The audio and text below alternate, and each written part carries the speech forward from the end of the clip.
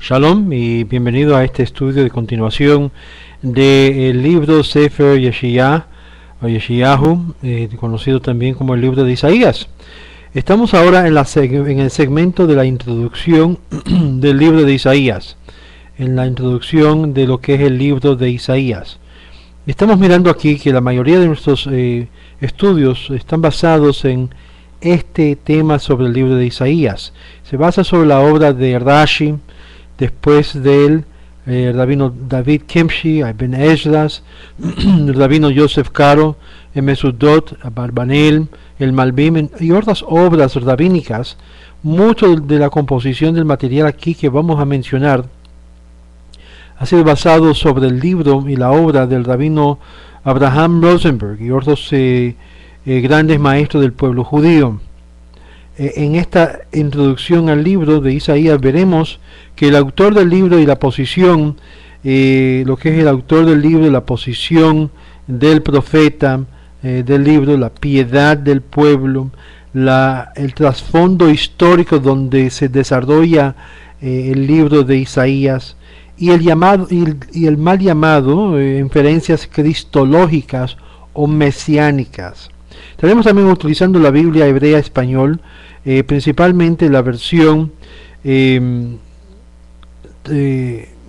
castellana conforme a la traducción judía de Moisés Katznelson, editorial Sinaí, primordialmente para el texto de castellano de este estudio que vamos a dar.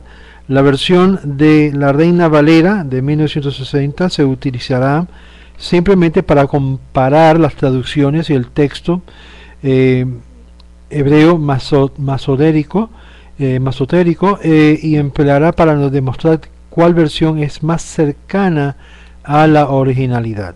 Aquellos que están viendo también nuestra clase sobre el gran problema en cuanto a lo que existe en las traducciones, siempre las traducciones se pierden mucho del sentido del original y es por esto es mejor ir directamente a la original, pero siendo que estamos hablando con el público en general de lengua española o de lengua en español, vamos a utilizar esas traducciones para comparar y ver. Bueno, vamos a ver el autor del libro. De acuerdo al Talmud, en Baba Batra 15a se escribe la grabación de las profecías de Isaías a Ezequías y su compañía. Yeshayahu o Isaías no grabó sus propias profecías.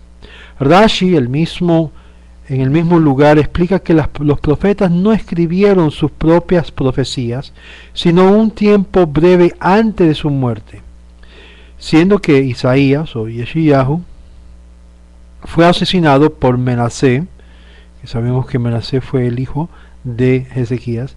Él no tuvo el tiempo de escribir su profecía. Esta obra, por lo tanto, fue tomada bajo la compañía de Ezequías el rey, quien vivió después de su reinado durante su reinado durante el reinado de su hijo Menasé, que continuó viviendo y por lo tanto fue quien recolectó todo este material. Tradicionalmente el libro entero contiene profecías que dio a lucir Yeshayahu o Isaías. Vea también, por ejemplo, lo que dice David Kemshi, el de Dak, a donde cita el Midrash en Pesikta de Rabba Kahana 125b, en la cual Isaías es pintado como aceptando su misión profético, por citando un verso del capítulo 50, atribuido por los críticos al del tal llamado segundo Isaías. Más bien todas las profecías, comenzando con la expresión de repetidas como ejemplo hit ori, anoji, nahamu y nahamu, son escribidos por mencionado Pesikta a Isaías. Todas estas profecías son halladas en la mitad del libro y atribuidos por los llamados críticos al segundo de Isaías. Este asunto del segundo Isaías se trata en una segunda parte de este estudio. Isaías era el próximo en línea de transmisión de la ley oral, después de Amós. El anterior profetizó en los días de Usías, el rey de Judá. 2 años antes del gran terremoto, Amós 1:1. Mientras que Isaías comenzó a profetizar en el año de la muerte de Usías, rey de Judá, Isaías capítulo 6, verso 1, lo cual de acuerdo a los rabinos significa el año de Usías fue castigado de lepra o zarat en el año 27 de su reinado. Amós comenzó su profecía 2 años antes del terremoto, también una alusión al templo, y Usías entre el jejo a quemar incenso cuando la tierra trató de tragarlo con cora. Ahora, a presentar el trasfondo histórico de Isaías y sus contemporáneos, vale la pena rendir verbalmente las palabras del rabino David Kimchi en su introducción del mismo libro de Isaías. Este cuarto libro, Isaías, Jeremías, Ezequiel y los 12 son profecías, exhortaciones, consolación para Israel. Estos libros, dice el rabino Kimchi, contiene también profecías concernientes retribución destinado a venir sobre las naciones del mundo, siendo que ellos hicieron daño a Israel. Estas profecías fueron grabadas entre las profecías en las Escrituras, como los profetas profetizaron concerniente a ellas, a indicar que Dios obró venganza sobre ellos por lo que habían hecho en contra de lo que hicieron a Israel, como ya mencionado en el versículo inicial. Isaías profetizó durante el reinado de aquellos 4 reyes principales, la cual es Usías, Jotam, Ahaz y Ezequías. Oseas también hallamos profetizó en los días de estos 4 reyes acerca de Judá y Jerusalén, y en Oseas se menciona también Jeroboam, hijo de Joash, rey de Israel, siendo que él profetizó la caída de la casa de Jehu y la terminación del reino de Efraín, mientras que Isaías profetizó solo acerca de Judá y los jerusalemitas, aunque vemos que Isaías también profetizó y en otros 60 años Efraín sería o será quebrantado, no más a ser un pueblo. Y esto es muy importante y deben de mirar esto, porque aquellos que se creen que son de los descendientes de Efraín deben de entender que Efraín como pueblo fue quebrantado para no más ser pueblo. Isaías 7:8. Este versículo no vino a profetizar concerniente a Jehu, pero a apaciguar a los miembros de la casa de Judá de Efraín. Isaías 9:8. Y todo el pueblo sabrá, Efraín y los habitantes de Samaria, fue pronunciado por causa de Yehudá, como el capítulo termina en el versículo 20. Manasé como Yehudá, Efraín como Menasé, juntos irán en contra de Yehudá. Similarmente dice en Isaías 28, verso 1, que dice él, ay es a la corona del orgullo y de los borrachos de Efraín. Noten cómo llaman a Efraín borrachos. Estaba embriagado de lo que es de la idolatría. Es porque Yehudá aprendió de sus obras, que como dicen en Isaías 28:7, esto también herdaron porque del vino y del vino fuerte. Vas a ver que los profetas fueron muy fuertes en cuanto a lo que es el beber vino y estar emborrachándose y estando fuera de sus sentidos comunes. Esto, ojo, a muchos de los grupos que le gustan dentro del judaísmo emborracharse, porque el mensaje del profeta Isaías habla fuertemente sobre este mal vicio que se ha acostumbrado en muchos grupos hasídicos como judíos, en cualquier caso, en la mayoría de las profecías de Isaías de concerniente a Judá, los rabinos declararon, de acuerdo a Melchita, Éxodo 15, verso 9 en adelante, que en el año de Usías fue afligido con zarat. La profecía de Isaías comenzó siendo las escrituras declarando en Isaías 6:1 en el año de la muerte del rey Usías. Y él además dice en Isaías 6, verso 8, ¿quién enviará? ¿Quién irá en pos de nosotros? Y él elige diciendo, heme aquí, envíame a mí. Este capítulo deberá ser hecho desde el comienzo del libro, pero está puesto más adelante. Y es por esto que vemos esto aquí. Sin embargo, es posible que los profetas de Isaías comenzó en el principio del reinado de Usías, porque la crónica declara en Segunda de Crónicas capítulo 27, verso 22, y el resto de los acontecimientos de Usías, los primeros y los y el resto de los acontecimientos de Usías, los primeros y los últimos, Isaías, hijo de Amós, el profeta, escribió. Por lo tanto, aparece que también en sus primeros años, Usías, en el tiempo de Usías, el profeta Isaías profetizó, porque el año de la muerte del rey Usías, él vio grandes visiones de modo que nunca jamás había visto. Él, es decir, Isaías o Yeshayahu, por lo tanto, se llegó a asustarse de aquella visión. Dios preguntó, ¿quién enviaré? Puede ser explicado como lo siguiente. Había también otros profetas en su tiempo, porque había Amos y él hallaba, y también estaba Zacarías, quien entendió la visión de Dios, Segunda de Crónicas, capítulo 26, verso 5. Y había estado Oseas también, el hijo de Bencri, y dijo, ¿quién enviaré? ¿Quién sabe de demostrar y de amonestar a este pueblo? Porque yo he enviado profetas a ellos y ellos eran duros de servicio, eran sin utilez. Isaías replicó y respondió, heme aquí, envíame a mí, yo aún estoy aquí, envíame a mí, Dios, porque si no he ayudado hasta ahora, quizás aún podré ayudar. Un siervo disponible. Es también posible explicar que este versículo de Crónicas, que el primer acontecimiento de Usías, que tomó lugar antes de sus profecías, que él escribió en su libro junto con los últimos de los que eran profetas. Vamos adelante con la posición.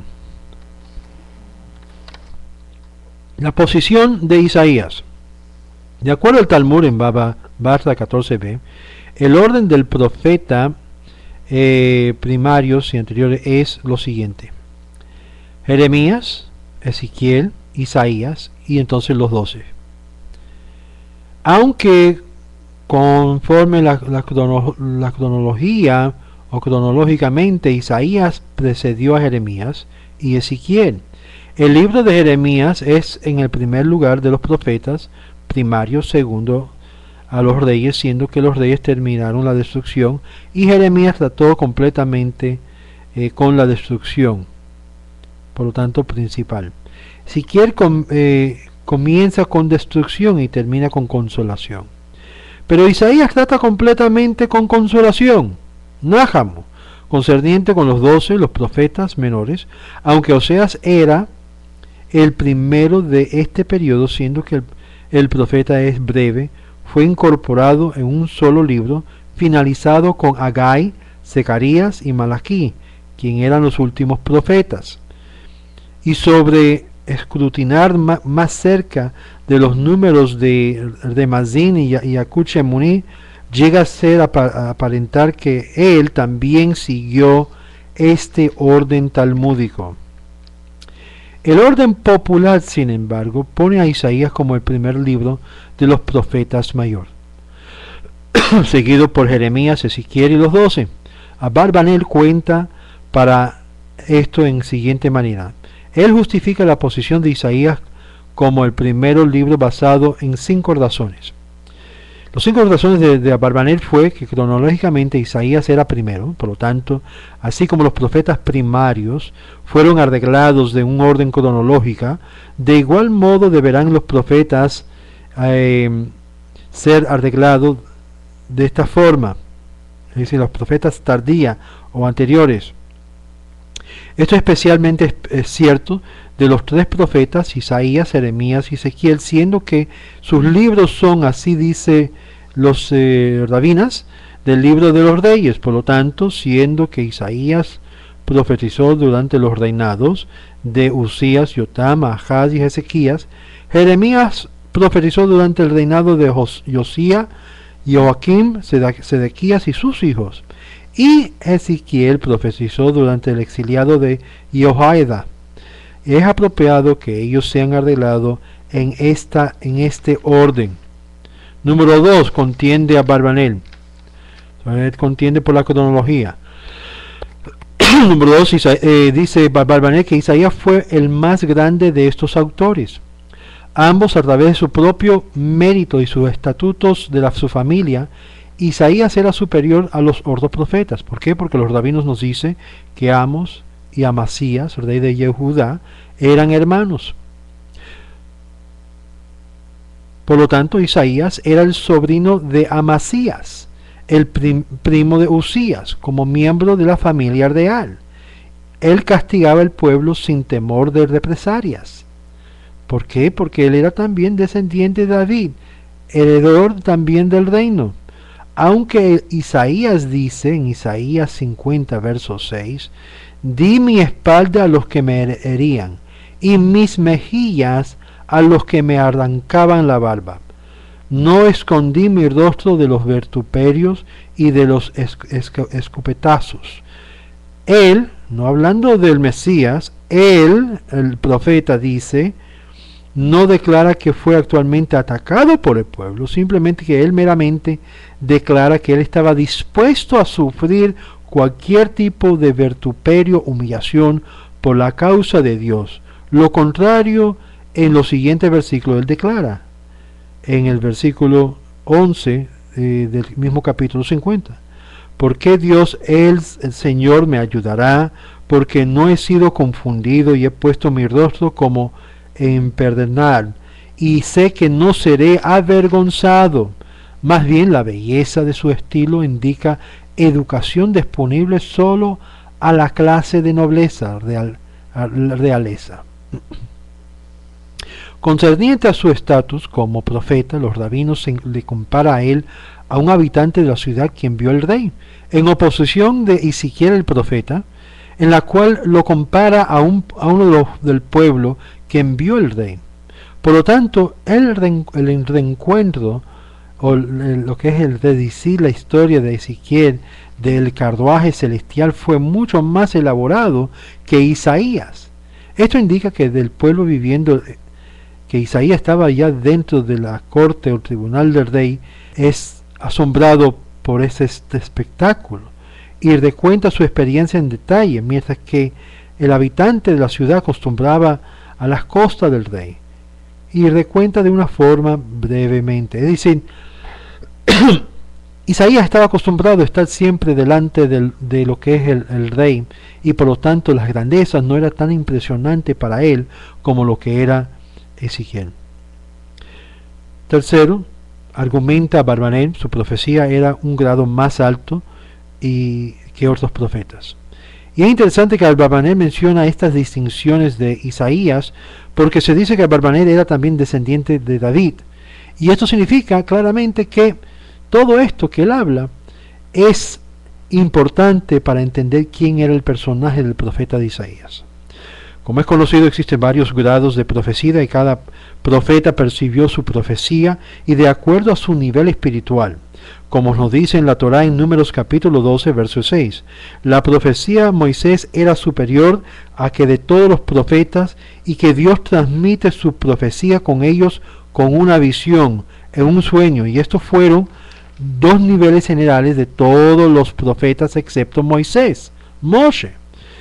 El sueño viniendo al profeta a un estado no consciente cuando sus fuerzas de imaginación son sin restricción y es una visión inferior, en la cual las fuerzas imaginativas son restringidos y controlados, dando retratos claves de la profecía.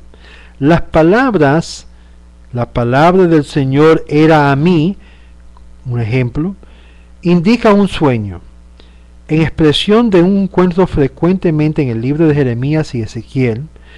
En Isaías, sin embargo, esta expresión aparece solo una vez. Esta expresión aparece solo una vez cuando Ezequiel estaba enfermo, y que las Escrituras dicen en Isaías 38, verso 4, y la palabra del Señor. Cuando nuestra Torá y nuestra Escritura usa y emplea la traducción de Señor, ustedes deben saber que ese es el nombre sagrado. Y por lo tanto, en la traducción no dice el nombre, dice como el amo del universo, el Señor o el Eterno. Vino a Isaías. Quizás sus facultades eran embotadas por la inflicción extremada que él experimentó cuando su amado rey apareció destinado a morir. Recuerden, eran familias. Él fue apoderado por un sueño profundo y por lo tanto percibió el mensaje profético en un sueño. En ninguna otra ocasión hallamos esta expresión a través del libro de Isaías. Esto es lo que dice Abarbanel. Vamos al número 4. Número 4 dice, el contenido del libro, dice Abarbanel, son lo más importante. En dos maneras. El contenido de este libro de Isaías son más importante que el contenido de los otros libros proféticos. Y en que en sus números de profecía favorable en Isaías excede de que cualquier otro número en los libros proféticos. Abarbanel menciona o enumera 15 profecías formidables en Isaías, como en comparación con Ezequiel, que solamente haya 10, y en Jeremías 6. Otros libros también continúe en lo que es niveles menores de profecías favorables. Más bien Isaías revela más los particulares concernientes a la redención final y la resurrección que cualquier otro profeta. De nuevo, Abarbanel enumera 14 principios concernientes al futuro, todo hallado en el libro de Isaías, en contradistinción a todos los demás libros proféticos, en los cuales solo ciertas de estos principios son mencionados. Vamos a ver la quinta razón que da Abarbanel. El enfoque del libro es de importancia sublime. El enfoque de este libro es traer una persona a su meta en el mundo venidero. El mundo venidero será revelado después de la resurrección, dice Abarbanel. Hay dos escuelas de pensar sobre los eruditos judíos. Sea que el mundo venidero sería un lugar de galardón para las almas solamente, es decir, almas sin cuerpo, o sea que el alma permanecerá en el cuerpo, o sea, la orden es que el alma permanece en el cuerpo, juntos se gozarán en el placer de la esplendidad de la presencia divina, la Shejinah. Dos conceptos. Uno, que el mundo venidero significa ese mundo que es sin el cuerpo. El alma solamente goza de lo que en el mundo cristiano llaman el cielo, pero es el mundo venidero. La otra percepción o concepto de lo que es mundo venidero es el mundo donde ambos, el alma y el cuerpo, están reunificados y están ya resucitados en un solo cuerpo, y por lo tanto habla de ese mundo venidero. Abarbanel de nuevo enumera 14 principios acerca del galardón final en el más allá, y a donde ellos están mencionados en este libro. No es adentro de los parámetros de este estudio de profundizarnos sobre estos 14 principios que mencionan a Abarbanel, pero son fascinantes y de verdad deberán estudiarlo. Dejaremos esto al lector y también a los que están aquí y que busquen las fuentes acerca de ellos. Serán de gran bendición y fortaleza de comprensión lo que Abarbanel se estaba refiriendo, otro gran sabio de nuestra historia judía, que vivió en España, era español, y fue que tuvo que también confrontar a la reina Isabel en el edicto de la expulsión de los judíos de España. Tercero, la piedad del pueblo. Vamos a ver un poquito de la piedad del pueblo de Israel, en la cual el profeta de Isaías se está dirigiendo. Una lectura superficial del libro de Isaías, como los demás libros proféticos, puede dar la impresión que los judíos que vivieron durante el tiempo de Isaías fueron una nación de malhechores, opresores, de pobres que son aún asesinos. Una nación similar a Sodoma y Gomorra. Si indagamos más profundo en las Escrituras, sin embargo, hallamos que esto es un hecho lejos de la verdad. En el capítulo inicial de este libro, el profeta castiga al pueblo muy severamente. Mas él menciona que ellos traerían sus sacrificios y hacían 3 peregrinajes, obligados anual, y que ellos oraban largamente con salmos, y ellos se congregaban sobre el Shabbat y las nuevas lunas, y a escuchar también, venían a lo que es el Bet Mikdash, a escuchar las palabras de la Torá. Sin embargo, Dios estaba desatisfecho de tal conducta con sus obras, siendo que ellos no protegían los derechos de las viudas, de los huérfanos. Esto es en consideración como si ellos habían derramado su propia sangre. Muchos instantes como esto puede ser citado como el capítulo 11, capítulo 16 de Isaías. Aquí un pueblo, por el rabino Agudá, dice que fue parte de todo esto. Es obvio que el pueblo que el profeta llamaba una nación pecaminosa era un pueblo pesado con iniquidad, semilla de malhechores, hijos corruptos. Isaías 1, verso 4. No puede ser el mismo pueblo, acerca de la cual se queja: con sus bocas y con sus labios me honran, pero sus corazones están lejos de mí. Su temor a mí ha llegado a ser un mandativo del pueblo, un mandato del pueblo, la cual ha sido enseñada. Isaías 29:13. Si fueran tan totalmente malevores o malhechores, ¿cómo es posible que fuesen castigados por su devoción insinceras? La respuesta es obvia, y es que el profeta se dirigía a diferentes grupos dentro de la nación, como una nación entera. Habían sus segmentos, no todos eran malhechores. Habían aquellos que eran justos, judíos observantes, religiosos exteriores, corruptos internos, pero había lugar para mejoramiento. Por lo tanto, el profeta lo castiga por su falta de sinceridad. Había también un segmento pequeño de la población que fueron llamados malhechores, pesado con inequidad, los malos del pueblo. Siendo que la nación judía se reconoce como un solo cuerpo, la nación entera es responsable por permitir que a estos rebeldes a continuar con su caminar y con sus obras de malhechores. Esto también se halla frecuentemente a través de los profetas y también a través de la Torá. Para más ejemplos, puedes ver lo que es el Doret Harishonim por Yitzhak Levi sobre este tema. Aún el rey Ahaz, conocido por sus tendencias idólatras, se humilló ante el profeta y escondió su rostro con un utensilio de lavarse. Él mismo, uno de los más idólatras, reconoció a Dios. Las palabras del profeta eran tajantes, dirigidas específicamente a ciertos grupos dentro de la colectividad, y la colectividad tiene responsabilidad el uno por el otro. Es por eso que cuando un judío peca y profana el nombre de Dios, aún los santos, los tzadikim dentro del pueblo, son afectados de forma negativa.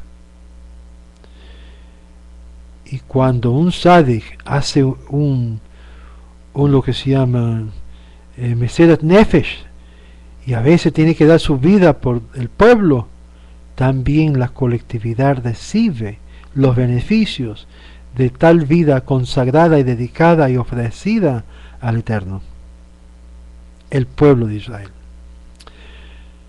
Trasfondo histórico. Cuando estudiamos tenemos que tener en mente que el profeta está animando al pueblo bajo amenaza del ataque de Peca, hijo de Remalia, rey de Israel. Enemigos formidables habían tomado su viaje de contingencia en ataques anteriores, y el pueblo estuvieron aterrorificado cuando estos dos enemigos se unieron sus fuerzas contra Yehudá. Bajo esta amenaza el profeta exhorta al rey de Ahaz a no temer. Estos dos antorchas de las puntas de cigarros fumadores, esta situación es discutido en varios lugares y vamos a verlos, porque de esto se entiende la famosa pasaje de la Virgen, la señal que Isaías le dio a Ahaz. Otras situaciones que profetizó muchas veces a través de esta primera parte es de la invasión de Asiria o los asirios de Yehudá. Esto fue un hecho, una situación terrificadora, donde las ciudades fortificadas de Yehudá habían sido capturadas por los ejércitos de Sennacherib, dejando solo a Jerusalén. Aún allí en esa ciudad la mayoría de los habitantes se abocaron para un rendimiento total. Este grupo fue dirigido por Shebna, quien fue asignado sobre el templo. Aún Ezequías estaba inclinando a creer que la providencia divina favorecía a Shebna, siendo que él representaba la mayoría. Tiempo y tiempo de nuevo estaba amenazado en muchas formidables fuerzas, y durante esta invasión todos los malvados de Yehudá fue barriado por el ejército invadidora, dejando solo al fiel Ezequías en Jerusalén. La aniquilación milagrosa y repentina del vasto campo de Asiria fue un evento devastador mundial. En un momento el poder y la grandeza mundial más grande fue reducido a cenizas. Sí, cenizas. El más grande monarca huyó vergonzosamente a su tierra, donde fue asesinado por todos sus hijos y todos los cautivos de Lush y Egipto. Todos los cautivos y egipcios fueron convertidos a la adoración de un solo Dios. En el despertar de esta gran victoria, un periodo de prosperidad surgió, ambos espiritual y material, y reinó sobre la tierra la paz y la prosperidad económica. Aún muchos jóvenes lograron ganar influencias en los campos más íntricos de la halajá, por ejemplo, en la pureza ritual, en la contaminación. De igual modo, la caída de Yehudá en las manos de los caldeos fue también profetizado, y la caída subsecuente de los babilonios o de Babilonia también fue profetizado en detalle. Como mencionamos anteriormente, la consolación fue el futuro. Son mencionados varias veces a tiempos. La guerra de Gog y Magog, la reunión de los exiliados, la era mesiánica, la resurrección de los muertos. Muchos capítulos pueden ser interpretados en ese sentido de consolación en el tiempo de Ezequías, y de la amenaza de los asirios en la consolación por el futuro, por la era mesiánica. Cada cual de estos será discutido y hablado en su lugar de acuerdo al exégesis clásico de la literatura rabínica. El tal llamado inferencias cristológicas. Los cristianos mesiánicos y nezaristas, desde tiempo de la creación de la Biblia cristiana, han buscado como un cazador las escrituras para demostrar alusiones a los principios de su fe. Sus fuentes favoritos están en el libro de Isaías, obvio. Aunque discutiremos cada referencia en su lugar, nosotros por conciencia retiremos que todas aquellas referencias que aparecen en estas series son tal apariencias. Por lo tanto, el Señor mismo os dará una señal. He aquí una joven dará a luz un hijo, al que llamará Immanuel, Dios con nosotros, Isaías 7:14. Los cristianos, basando su contención sobre Mateo capítulo 1 verso 22 en adelante, toma Este, este párrafo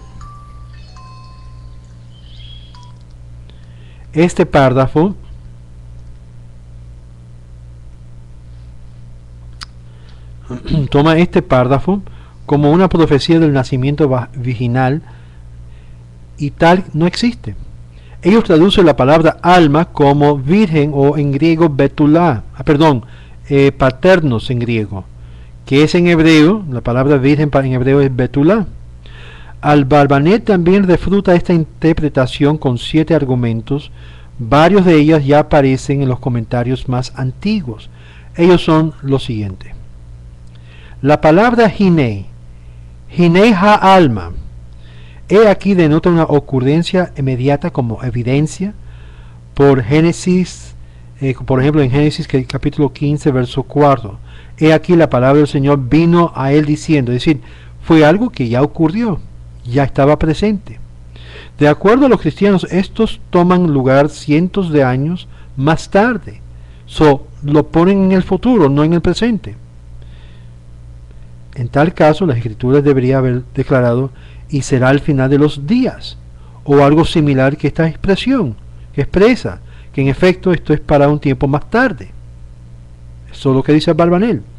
La palabra alma es tomado por los cristianos exégetes a significar virgen, siendo que ellos hallan las palabras a describir a Rebeca y a Miriam, ambos de las cuales fueron vírgenes en ese tiempo, y ellos deducen de este concepto alma como si fuera betulá, como algo sinónimo. La verdad de este asunto es, sin embargo, que la palabra significa una mujer joven, una doncella, sin importar si era virgen o no.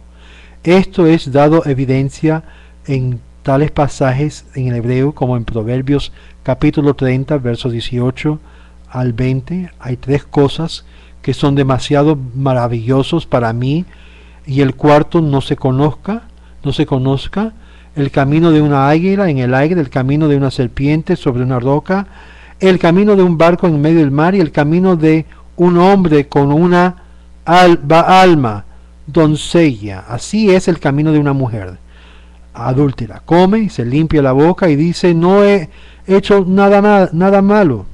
La implicación es clara que en estos 4 cosas no son detectibles inmediatamente después de su ocurrencia. Esto es definitivamente no cierto. En el caso de una virgen quien es deflorado por el hombre, teniendo intimidad con ella, más bien no se puede comparar a la mujer adúltera quien esconde su adulterio. Tercero, dice Barbanel, la declaración una joven dará a luz un hijo aparece en el tenso presente, es decir, el profeta estaba hablando del caso presente de su existencia, no en el futuro. Una joven da a luz un hijo, dice Rashi. Que ella estaba encinta en ese tiempo, no 600 años más tarde. Y ella llamará su nombre Immanuel. Nadie llamó a Jesús, a Chuy de Nazaret, Immanuel. Él mismo no se llamó Immanuel. Su mamá no lo llamó Immanuel. Y déjame informarle, ni siquiera su esposa, que la gente no sabe que tenía una esposa ella, pero ni aún Miriam de Magdala le llamaba Immanuel. Ni su madre, ni sus hermanos. Ellos reclaman Immanuel, que fue su nombre natural, sin importar si alguien le había llamado así. Esto es, sin embargo, erróneo, porque fuera de lo cierto la escritura hubiese declarado, y su nombre será Emmanuel. Las escrituras declaran, si antes que el niño sepa rechazar el mal y escoger el bien, será abandonado en la tierra, y cuyos 2 reyes los tienen terror. De acuerdo a la tradición cristiana, el nazareno nació perfecto, y esta expresión no cabe para él en ninguna forma. Ellos claman que su cuerpo requirió perfección, pero en su espíritu él era un Dios, o era Dios, de acuerdo al concepto cristiano. Sin embargo, erróneo, porque si fuera un Dios, su divinidad podrá darle poderes infinitos y no dejaría sus capacidades mentales ser aburrido por ser algo físico de escoger el bien y el mal. Abarbanel menciona esto y sigue diciendo en el punto 6, abandonaría la tierra y cuyos dos reyes les tienen temor. Aun si Ahaz temía a Peca y Rezín, y el profeta le dio a él una señal para apaciguar sus temores, ¿cómo podría él darle una señal de un incidente destinado a ocurrir más de 600 años más tarde? Ellos claman, no era una señal, pero una profecía de mayor salvación que en el defecto de los reyes atacantes. Esto, sin embargo, es inconsistente con los versículos previos, en la cual Ahaz es dicho, pedid una señal, la cual el rey Ahaz rehúsa hacerlo. Entonces el profeta le dice que Dios le dará una señal. Ya que no lo pediste, Dios te va a dar una señal, un otz, aunque él no lo pidió, y este es una señal, que la joven mujer dará un hijo, etcétera, etcétera, etcétera. Número 7, la siguiente versículo predice la invasión del rey de Asiria, indicando que el profeta es aún hablando sobre la misma situación a mano, no de algún futuro evento. Vea Despierta mi gloria, página 67, para más información sobre esto. Los eruditos cristianos entienden el hipótesis del príncipe de paz, como refiriéndose al Nazareno. Esto ha sido explicado en el comentario y resumen de Isaías 9:5, como refiriéndose a Ezequiel y al Todopoderoso. Ellos basan su contención sobre una lectura también errónea, y su nombre será llamado Príncipe de Paz. En vez del lector masorérico, dice, y él llamó. ¿Qué significa eso? Son títulos que la cual se le fue indicado por la grandeza de la relación entre Dios y el rey. Y su nombre será llamado, su nombre fue llamado tal. Por ejemplo, todos los nombres de los profetas contienen los nombres del Eterno. Otra fuente,